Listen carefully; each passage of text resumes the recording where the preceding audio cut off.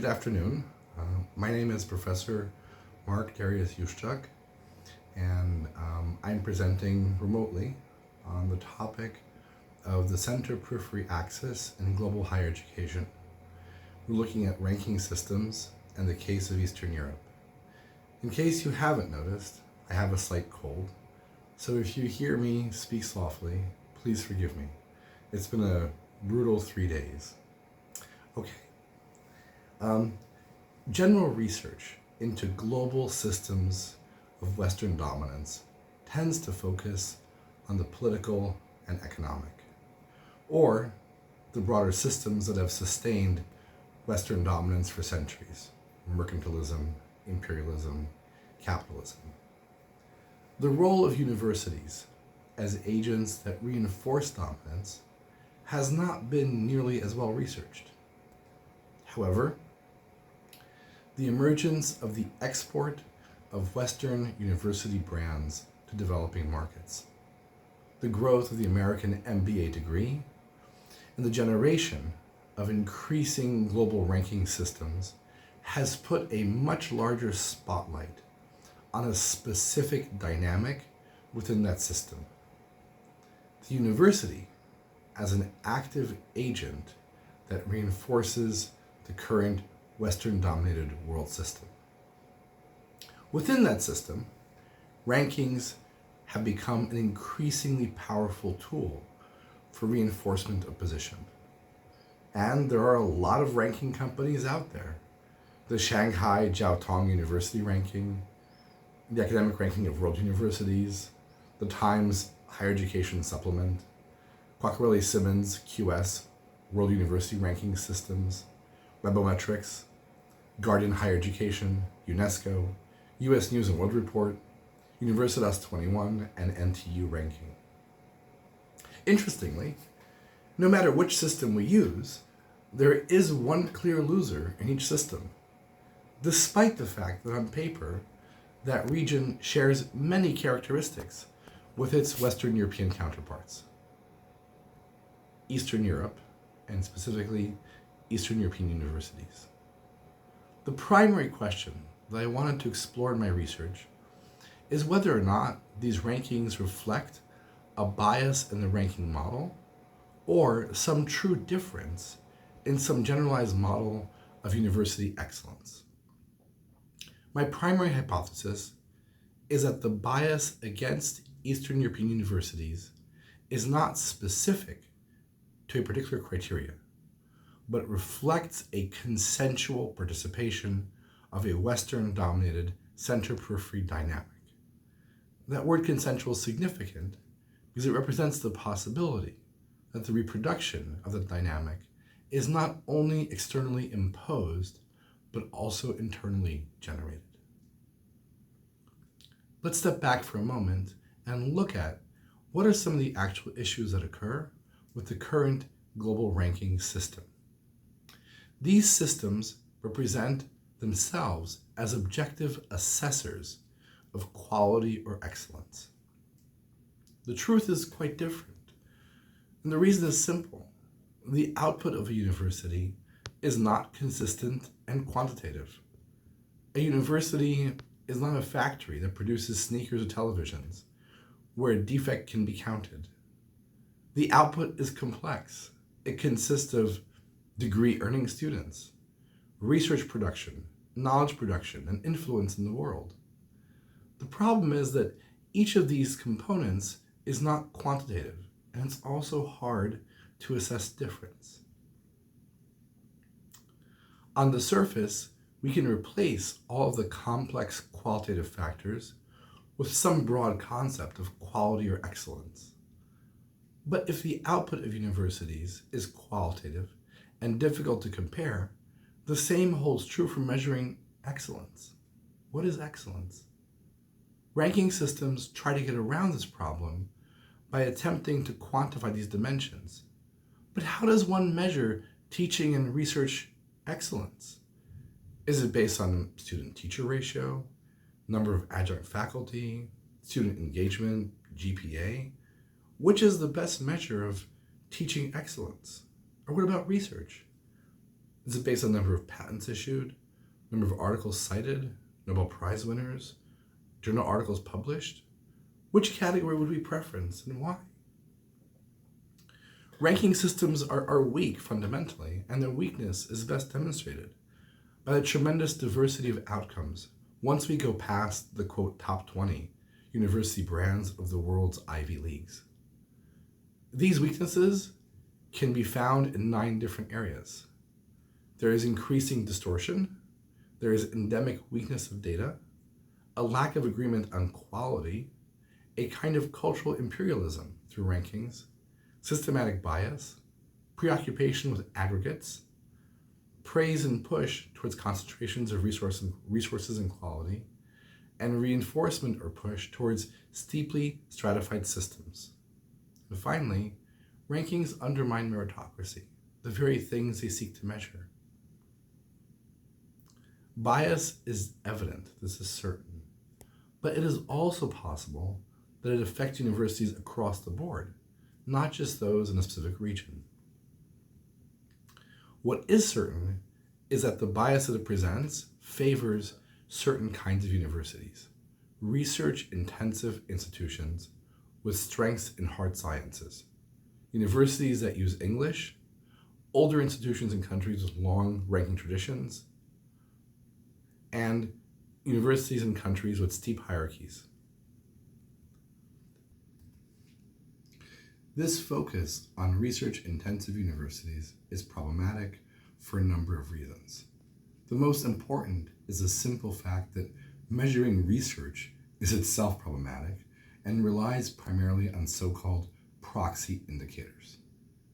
As a good example, a university that does good in its community is lower ranked than one that produces more research, even if the research it produces leads to advances that harm people. Finally, there is a financial reality linked to many of the metrics that global ranking agencies prefer. To put it simply, rich schools do better. Part of this is a development, at least in the United States, of an endowment-based system of top-tier higher education funding. Harvard University, for example, has an endowment of over $50 billion and has been called, tongue-in-cheek, a hedge fund attached to a university. That model, given Harvard's success, is becoming increasingly tantalizing and popular to other universities. But it is producing a new academic capitalism, where education policy is increasingly produced in a transnational space, controlled by the market and various state and bureaucratic mechanisms that set objectives and performance metrics. Academic capitalism further skews rankings because it increasingly rewards top earners and top aggregators of capital, as opposed to top knowledge producers or top producers of a global public good. While financing of higher education is important and is linked to quality of research, money alone is no guarantee of success or significance. Ranking experts argue developing countries have inadequate budget, insufficient resources, and a lack of expert people for research, hence they're lagging behind. But these same researchers must also acknowledge a simple fact. Some of the greatest discoveries in the 20th and 21st century have come from the most unlikely of places and have not required great financial backing or great resources. In fact, one of the greatest discoveries of the 20th century, special relativity, was a product of a thought experiment by a patent clerk, Albert Einstein. He sat there in his patent office with a pencil and an open mind and changed the world. There was no budget for his work. This is the ultimate conundrum of research. Because the outcome is indeterminate, no amount of money can guarantee a certain quantity or quality of output. At the same time, there can be structural and historical factors that greatly affect the way in which rankings assess specific components of a university's work. This is especially true in Eastern Europe. Eastern European universities face a number of historical and structural challenges in the context of parity in global rankings. These challenges can best be summed up by a simple statement. Most higher education institutions in Central Europe remain invisible in the international and European academic world. That invisibility is evident in the way that all of the global ranking systems situate these universities. Specifically, the analysis, for example, from Shanghai Ranking, shows the presence of the following universities in former socialist countries in Central and Eastern Europe. The data shows that Czech Republic has 1 university among the top 300. Poland has 2 among the top 400. Hungary has 2 among the top 500. Not a single university from other Eastern European countries is present in these rankings. In addition, when global rankings are broken down by separate fields, science, engineering, life, medicine, etc., which classify the top 200, not one university appears from the region. Why is this the case? Is it a structural bias of the West against the East, or are there other explanatory factors? Some historical and structural dimensions from the communist period play a role. In many countries in Central and Eastern Europe, there is a continued reproduction of the division inherited from the communist regimes between research institutes united in academies of science and higher education universities. In other words, in the traditional communist higher education system, research was not at the university. It was done at a separate research institute. That institutional distinction persists in many places and hurts the ranking of universities that simply do not have the financial or structural capacity to support research. This structural problem has consequences beyond ranking, however. If the only professors that students encounter are those that don't do research, then surely the quality of their interaction is diminished, since engagement in research is one of the primary drivers of professors staying up to date and being excellent teachers. This structural split also results in chronic underfunding of research at universities. It should also be noted that the current metrics of quality in both research and teaching are imported concepts that reinforce a broader Western center-periphery dynamic. The idea of excellence came largely from outside of Central Europe.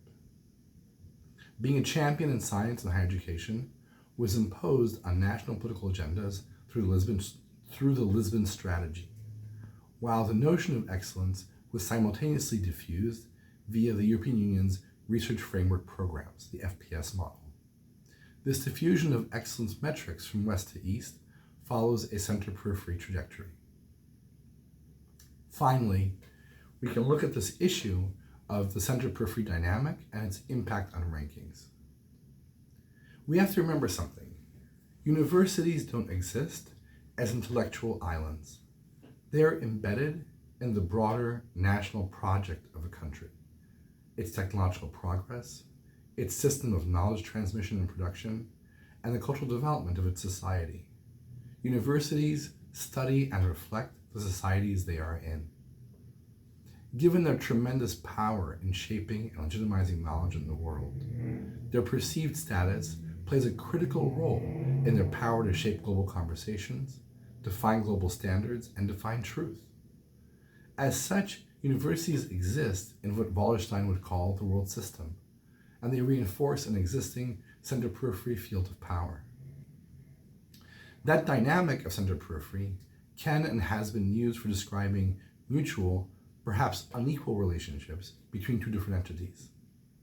It has been extended well beyond development inequality to a broad range of other kinds of inequalities. Within that system, there's evidence of both an American EU center-periphery and a secondary Western European, Eastern European center-periphery within certain fields. In one study, for example, the field of Polish sociology as an academic field is studied within that center-periphery framework. In the words of the two researchers, Zalitsky and Warczak, they analyze the position of Polish sociology within the world system of sociology. Their study comes to two conclusions. one of which is particularly striking in the context of this study. Firstly, from a methodological perspective, they link patterns of the application of Western critical thought to structures of semi-peripheral intellectual and political fields following conceptualizations proposed by Pierre Bourdieu. Their approach constitutes an innovative attempt at extending world systems theory by combining it with Bourdieu's concept of the field, in particular the field of power. What these two scholars discover initially fits within the expected model of a center-periphery discursive relationship, and we expect that dynamic to be mimicked in examining global rankings. They further observe the Polish social science discourse can serve as an example of tension between periphery and central logic of the social world, with the majority of its representations making attempts to describe Polish peripheral social reality by means of a theoretical language developed in the center. This is incredibly important. Polish sociologists are in essence accepting their position on the periphery by focusing their research on the usage and reproduction of theoretical language from the center. Essentially, they are proving their own subordinate status. According to Zaretsky and Warczak, due to its strong relationship with the forces of the global core, the Western-oriented sector of the Polish sociological field is much more powerful and has absorbed not only the main elements of Western public sociology, but professional and policy sociologies as well. This is a direct example of an academic field in Poland acting in a peripheral capacity by co-opting the discursive elements of Western European and American sociologists. There is, finally, an indirect dimension to this dynamic. Numerous Polish sociologists, as the authors discover, try to supplement their meager salaries, and they often work at the same time for state agencies or private companies, including international and local consultancies, which impose their own frames of neoliberalism. These companies are often Western multinationals that use local experts in the same way that colonial powers use local experts to reinforce their hegemony. Another study validates this dynamic from a different perspective. Professors at a top-tier business school in Poland were interviewed about their framing of innovation management as a subject of study. The majority of their responses indicated that they viewed teaching innovation management as an act of both consumption and imitation. This absence of a critical management field and a critical sociology that is local and original is significant because it manifests across other fields as well. This is true in both social science and in natural sciences. Both fields within universities co-opt the tools and language of the West through mechanisms of the aforementioned consumption or imitation, both of which are mistakenly represented as innovation within local discourses. If the peers at a local university in the periphery primarily use the theoretical and technical models of the West, they are far more likely to interpret that West as a better realized ideal than any models that are local. What is even more interesting, and a derivative discovery found in the study by Zaretsky and Warczak, is that academics within a field will not only use models of the West as a preference and as an ideal, they will also produce a paradoxical situation: the usage of original critical discourse by local sociologists for legitimization of the social order of its hierarchy. Essentially, they are taking the models from the West and using those models to justify their own peripheral position. This complicates the idea of bias, since it's both imposed but also self-reinforced. Ultimately, it means the idea of bias itself may need to be reframed. Perhaps the issue is not so much the question of why Eastern European universities do poorly in global ranking systems, but why don't global ranking systems differ enough from each other to include other models of quality and excellence? A country may have a deficit in a certain field and may over time rearrange education to meet that deficit. At the local level, that reorganization is both quality and excellence. At the international level, it may not even be noticed. In conclusion, I have a few things I would like to say. There is evidently a bias in global ranking systems with respect to Eastern European universities, but that bias is not specific to Eastern Europe. The main problem with this system is that ultimately it produces a standardization and normalization of knowledge production processes that nullify the very advantages in innovation and advancement that these institutions possess. In other words, a world where universities at the periphery only aspire to appropriate and use the concepts, technologies, and discursive practices of a Western center is one that will ultimately only undermine that center. This homogenization of public practices is the tip of the iceberg. Universities at the periphery must not blindly accept these models and discursive practices that increase rankings only to increase rankings. Essentially, the world needs the diversity of ideas that universities at the current periphery possess, because those ideas are the key to long-term innovation and evolution of human civilization. The ultimate loss of not seeking out and incorporating technologies, concepts, theories, and practices from the periphery is to the center. The center needs the periphery, and not the other way around. It is hubris to believe that just because there has been a Western-dominated world order, there will always be one. Thank you very much for your attention.